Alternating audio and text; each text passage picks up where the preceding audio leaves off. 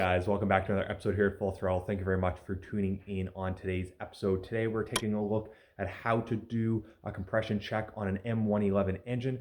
Specifically, we're looking at a 1997 Mercedes SLK 230 compressor. Now, this is going to be the exact same process on any of the M111s, and this engine was used on a wide range of vehicles throughout the Mercedes lineup. So very first step to do a compression check, you're going to want to eliminate fuel. So very first thing we're going to do is remove the fuse F5, and it's a 15 amp, and this is on the K40 relay. Now, looking at this engine, guys, normally this box will be on that side of the vehicle. If you're not familiar with the channel, this is a right-hand drive SLK from Japan, so things are a little swapped in the battery or in the hood compartment. So anyways, guys, you're going to come in here, you're going to have to remove that protective shield and remove the F5, which is the fuel pump fuse. So we're going to remove that, and then you can start the vehicle and make sure the engine does not start. That'll use up any of that excess fuel in the system. And you're going to need a compression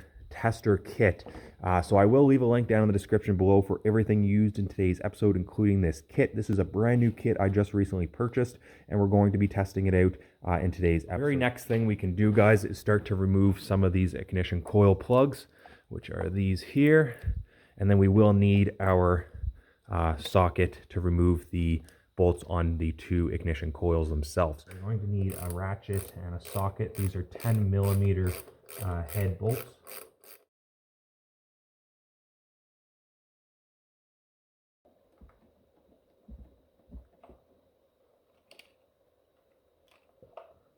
So once you have those removed, you can kind of flip everything up and over to the side. The next step is going to be removing your spark plug. So we have, for this particular engine, we have a 5/8 spark plug socket with an extension and our ratchet. Now you have a few different options here, guys. You can remove all four of these spark plugs and then do your compression check on each cylinder as necessary, or you can remove the first spark plug, do your compression check, put the spark plug back. It's completely up to you, but where we are doing all four spark plugs, I'm just going to remove them all at the same time.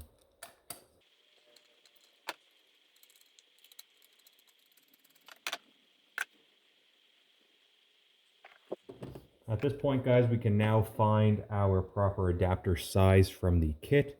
You have a few different options. You can use these push method ones, which would basically just sit down in. You push it down to create a seal with the rubber gasket.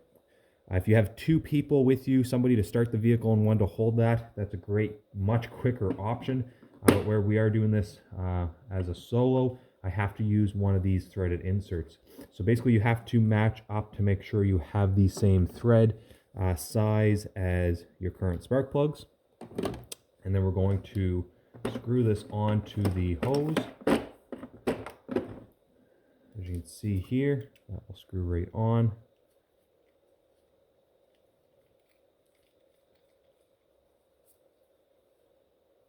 You don't have to go crazy tight, just make sure you're getting a good seal. At this point, we can put this down into the engine and thread it into the spark plug hole. Just like that. At this point, guys, we can now install our gauge. We have a pressure release on the side and then a quick disconnect, almost like an air chuck on the end. So you guys can see there, we're all connected up. That's screwed into the cylinder head there. So now we have to try to set this up so you guys can see the gauge. And then you're going to get into the vehicle and start it as usual. You're going to let it sit about 5 seconds. You want it to turn over and get full 5 compression strokes. So we'll do that now. Alright guys, sorry about that. I kind of panicked a little bit. We're going to set this back up there. We're going to release the pressure, and then we're going to try that again.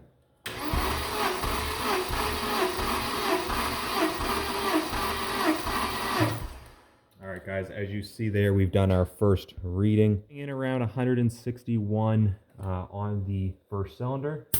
Release that pressure, and then we can unscrew this and put it into cylinder 2. Now, a nice supporting repair would be to replace your spark plugs after doing this. I don't actually have any on hand, but it's something I might actually end up picking up to replace. So once we have that secured into the cylinder, we have our gauge connected again.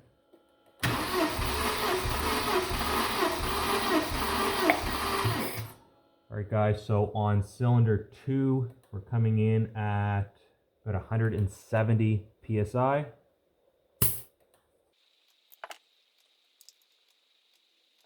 We're all connected up for cylinder 3.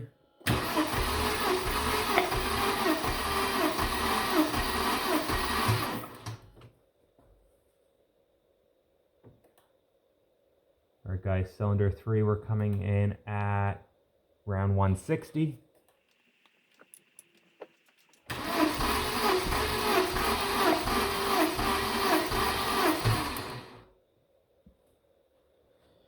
All right, guys, cylinder 4, we came in at 155, 160, around 163 on cylinder 4. All right, guys, and it's that easy to perform a compression test on your M111 or really any other engine. It's the exact same process. You're going to want to disable the fuel to the cylinders. You're going to want to remove your ignition coils, and then you can either do the one spark plug method or remove all of the spark plugs and just go step by step per cylinder.